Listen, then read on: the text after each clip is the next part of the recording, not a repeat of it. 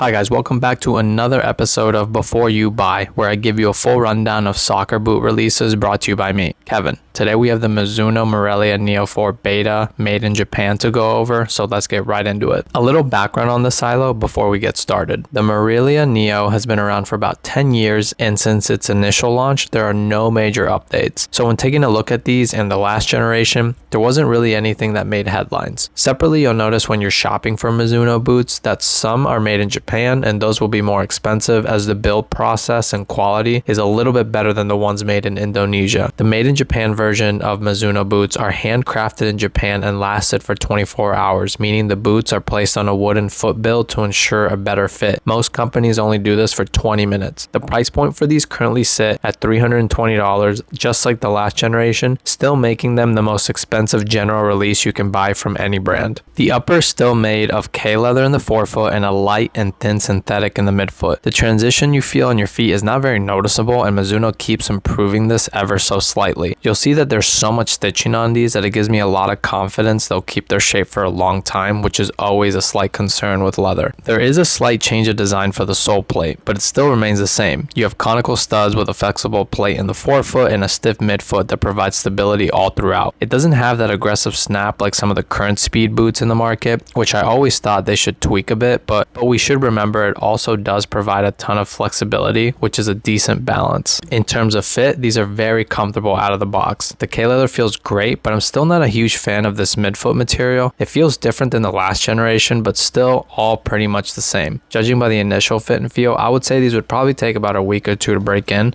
After that, it should be a very comfortable ride. If you're looking at trying out a pair for yourself, I would recommend going half a size down as they do run big. I normally wear a size 8 US, and the ones on my feet now are a size 7.5 US. Now let's review the biggest win and loss of these boots. The win here is that the fit on these and the build quality continues to be one of the best in the market. If you enjoyed the last generation, then you're going to enjoy these because it only has gotten better, even though the changes are incremental. The biggest loss is a price point of $320. Mizuno has been better about offering lower priced boots like the ones not made in Japan, but if you're going to buy Mizuno, you may as well really invest into their best, and which are made in Japan. That's the Mizuno Morelia Neo 4 Beta made in Japan version for you. I'll leave a few links in the description in case you're interested in buying these. If you have any questions or opinions about these, leave them down below and I'll answer them as they come. Thank you so much for watching, and if you found this video helpful and you enjoyed yourself, please be sure to hit the like button and subscribe. I do have other reviews as well as tips and tricks on my channel to help you pick out your next pair of boots, so please be sure to check those out as well. See you on the next one.